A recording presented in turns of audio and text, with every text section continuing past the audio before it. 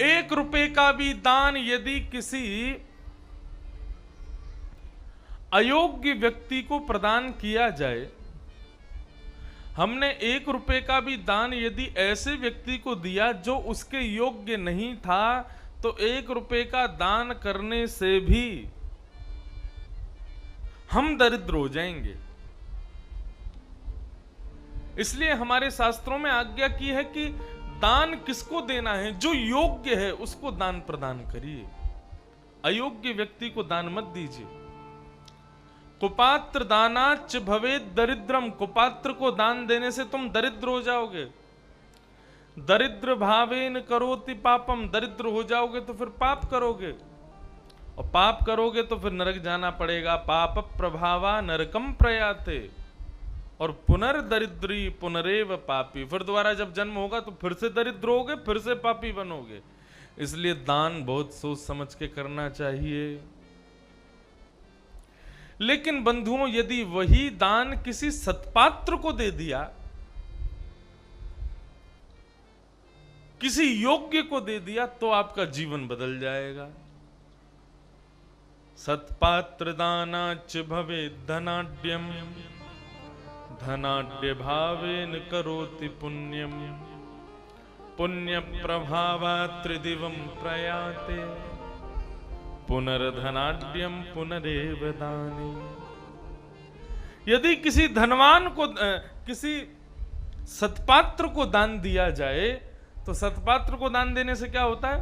बोले सत्पात्र दानाच भवे धनाढ्यम, सत्पात्र को दान देने से दान देने वाला धनवान हो जाता है।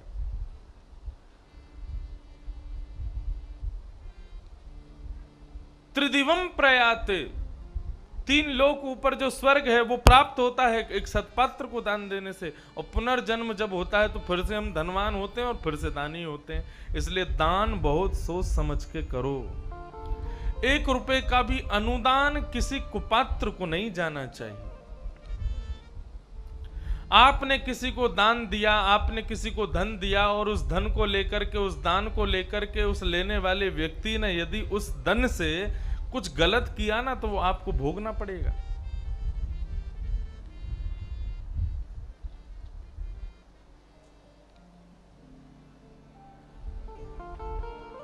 वो आपको भोगना पड़ेगा।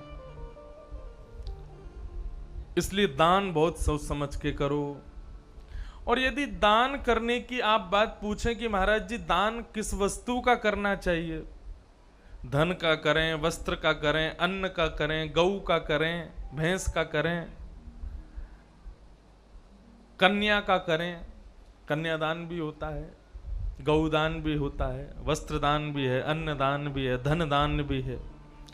देखो ये सारे दान अपनी अपनी जगह पर सब श्रेष्ठ गरिमावंत हैं। लेकिन यदि हमसे पूछो कि सर्वश्रेष्ठ दान कौन सा है, तो सर्वश्रेष्ठ दान वो दान है जो देने वाले व्यक्ति से कभी खर्च ना हो और लेने वाले व्यक्ति से कभी खत्म ना हो। समझे बात? मैंने आपको दिया तो मेरा कुछ घटा नहीं, और आपने लिया तो आपका भी कुछ आप भी उसको कभी खर्च कर पाओगे नहीं। ऐसा दान होना चाहिए। और ये दान केवल एक ही वस्तु का हो सकता है, और वो है ज्ञान। ज्ञान का दान। देने वाले व्यक्ति से मैं ज्ञान दे रहा हूं, मेरा कुछ खत्म नहीं हो रहा, और लेने वाला व्यक्ति उसको कभी खर्च कर नहीं पाएगा। ज्ञान को आप कभी खर्च नहीं कर सकते, वो सदा सर्वदा बना ही रहता है। इसलिए हमारे भागवत में गोपियों ने कहा, भुवि गृणन्ति ते भूरिदा जनाः। दुनिया में सबसे बड़ा दानी यदि कोई है तो भगवत कथा, भगवत ज्ञान का दान करने वाला सबसे बड़ा दानी। इसलिए बंधुओं, धन का दान ना दे सको, अन्न का दान ना दे सको, वस्त्र का दान ना दे सको, सब चलेगा। आप ज्ञान का दान दो। और ज्ञान का दान कब दे पाओगे? जब ज्ञान लोगे।